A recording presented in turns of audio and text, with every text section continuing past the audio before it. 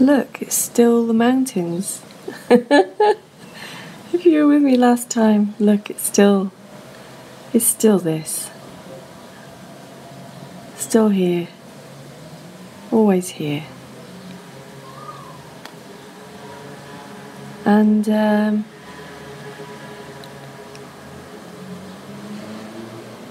sometimes I enjoy just talking through things for, I don't know, sometimes they become clear even here just talking about them.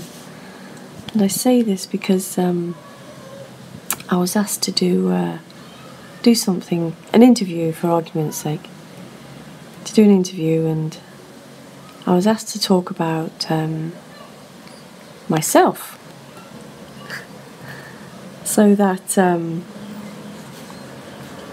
when people hear the interview or whatever, they can relate themselves to my story. Now I had a go at it, and everything I wrote felt like some sort of I couldn't relate to what I was saying. It wasn't true. It was like trying to make a story for the sake of someone being able to relate to the speaker. But it wasn't true. I mean, if anybody wants to relate to the speaker, best off talking to this speaker about things like UFOs, science fiction, pyramids, all that sort of stuff. You get a better, more relationship to this character with that than non-duality, really, in a way. Because non-duality can't be related to the speaker. It's just not, it's not true, because there's nothing in the speaker that has anything that any other human doesn't have or does have. There's nothing that is got, and this is the beauty of this subject, and it's the beauty of speaking about it, because it's not coming from somebody. There's not somebody here that knows about it or is in a state of non-duality. Sure, there are changes to the character, and I guess, there's a relaxing, and there's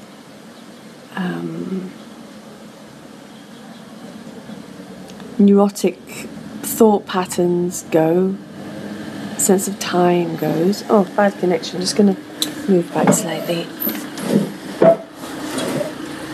Let's see. Maybe that's better. So if I was going to write something to do with the biography of a person in the field of non-duality, as it were, I think really I'd have to say something like I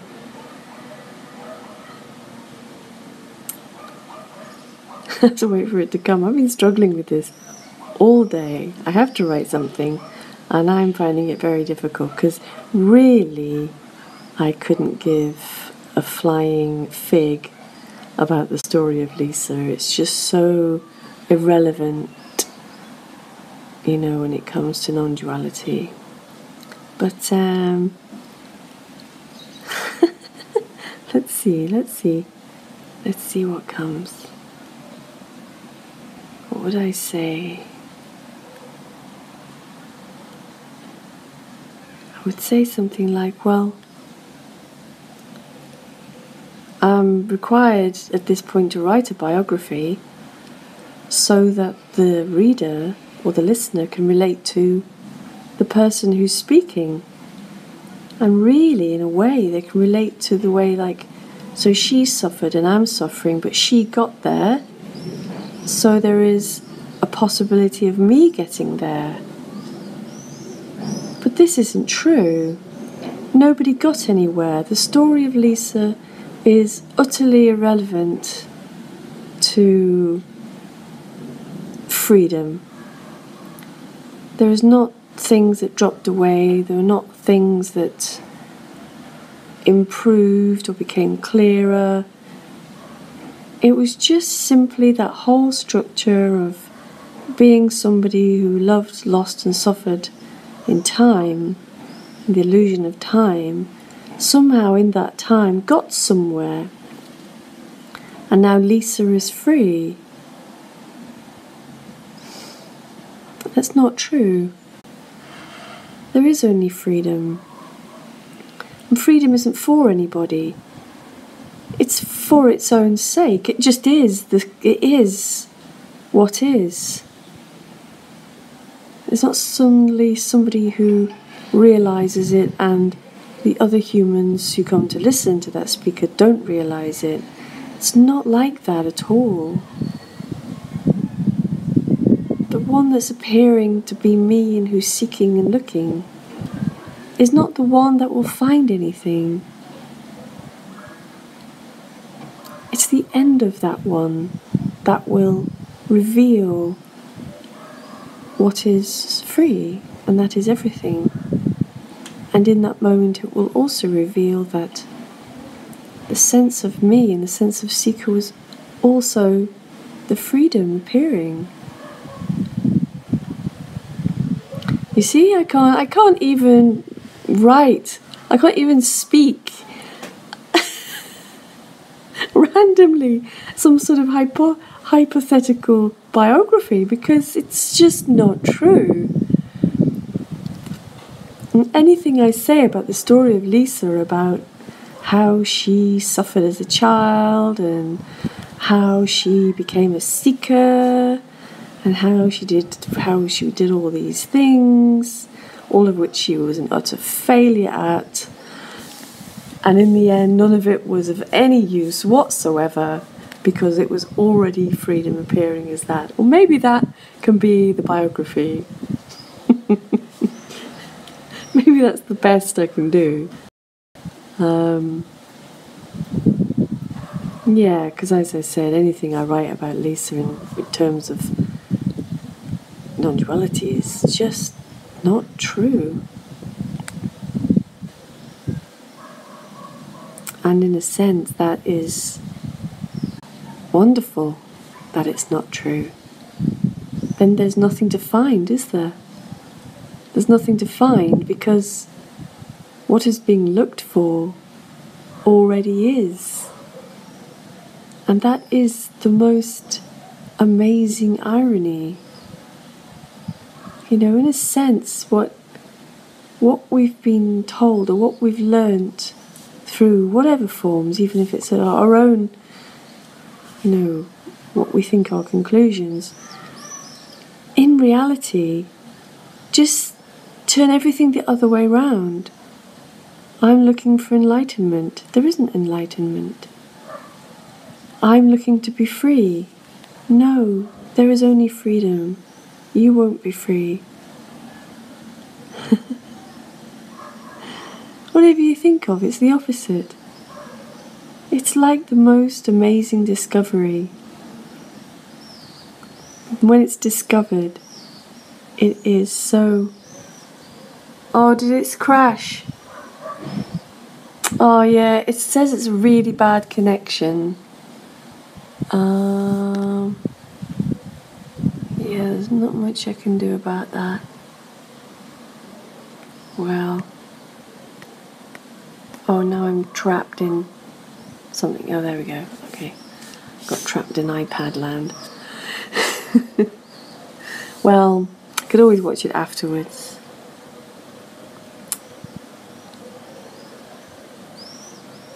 Yeah, I can't see the beautiful sunset right next to my router where I give my Sunday night talks.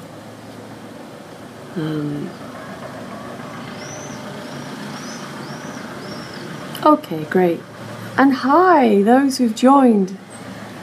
Just felt this great need to just try and speak this out. Oh, thank you, Anne. It's such a joy, you know? It's such a joy.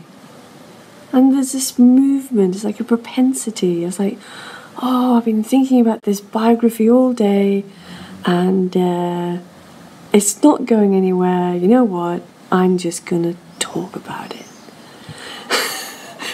Won't help me write the biography, of course, because there isn't going to be one, let's face it. That's the conclusion that's been arrived at. But I will write something. I'll write something, but just not in the normal way. Because it wouldn't be true and there wouldn't be any integrity in it. And I don't care if people can relate to the speaker or not. It's beside the point. You know, whether people can relate to me or like me as a person is really irrelevant, you know. And as we all know, not everyone can like you. We know nothing about Jim Newman for that reason. Yeah, that's right, because it's just not important. It's just not relevant to the message.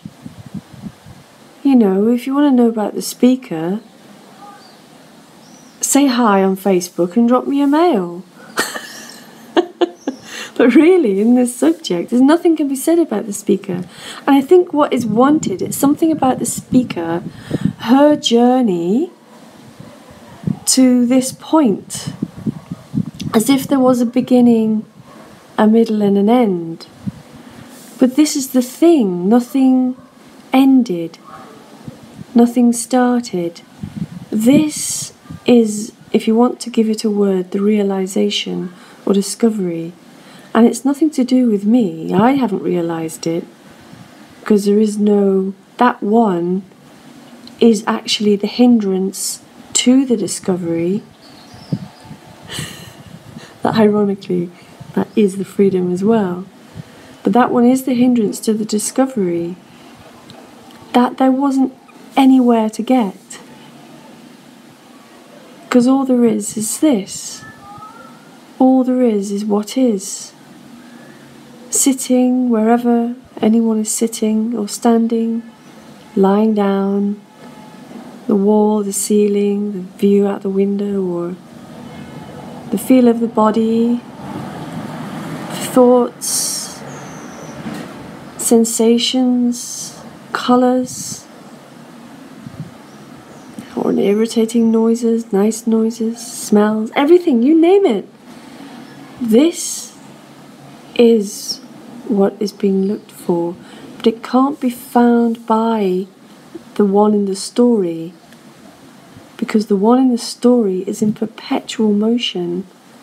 It lives in its illusion of time, or its delusion of time. So that one never finds it. But that one is not true. It's not a person, it's not a me, it's not who I am, it's not I. It's not anybody. It's a mistake. It's a mistaken identity. That's what it is. It's a mistaken identity. It's a misunderstanding that's given itself the identity of me. Of me living in this body, my life. I'm in my body. There's something wrong. I'm not free. I have to find freedom. Therefore I go to this and that, spiritual teachings, all that stuff. But nothing has ever moved. From the very first time that seeking started, for whatever reason, whether it's an insight or a realization or a feeling of just had enough and this isn't true, somehow this isn't true. From that very first moment of seeking, nothing has ever moved. Nothing has ever gotten closer to what is, because it is the only thing. So all this apparent travelling through time and seeking and getting closer and getting further away, that is an illusion of time, of getting somewhere. But really, when you look at it, it hasn't moved from that very first point of seeking. It's never moved. It's never moved at all in anything. But I'm just making the point about seeking and how seeking is always seems to be in time. Nothing's changed. Nothing's moved. All that's changed are the appearances. The room, the body, the colours, the whatever. They constantly change. But they're not moving forwards. They're not moving into the next moment. It's so wonderfully beyond that moving into the next moment. It's the biggest, it's the mystery. It's his life. It's beyond death, beyond life, beyond this thing called enlightenment, which is, well, kind of meaningless. Well, it is meaningless, doesn't mean anything. It's totally beyond that. Even if a person, did become enlightened, which I can't imagine what that would look like or feel like. But if that was to happen, it's then so what? What would that look like? What would that be? It wouldn't be anything, it'd just be another appearance. None of it's true.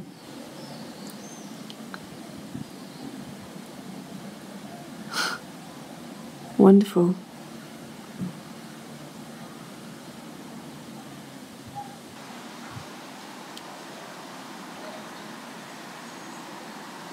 This is the only time of day where it's possible to go out. Up until about 11 o'clock in the morning.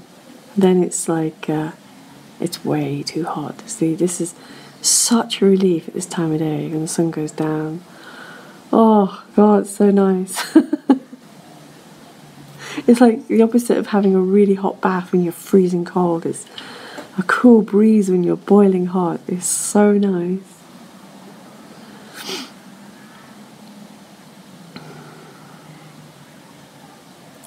Well, I don't think I have anything more to say. It's been beautiful being able to suddenly speak like this, and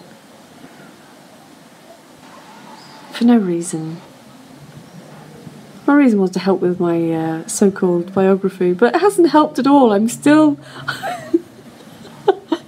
the same. It's still the same. I still have no idea what to write. I'll just have to write what I write, and if it's to take it or leave it. There's not going to be any kind of compromise here, because it's just not important here. What's important is the wonder, the beauty, the freedom. That's what's important. If you can call it important, that's what is. This is what is being looked for. This here. Whatever it's appearing as. Even if it's appearing as the most annoying, irritating, or even painful thing, once it's that is it. That is it. Everything is it. It's one vast, wonderful symphony of life, playing every single note, whatever that note is. Whether it's a beautiful sunset or a really annoying partner or parent or something. It doesn't matter what note it's playing, it's the same note. It's the same beautiful symphony just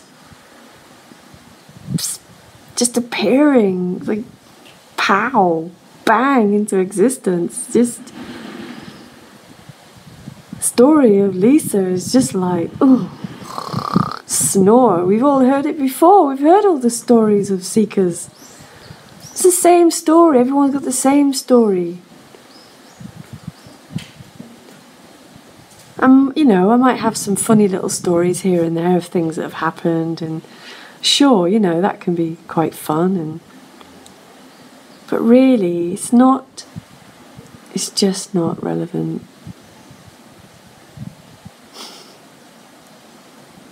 Confuses the seeker, I think, the story of the speaker.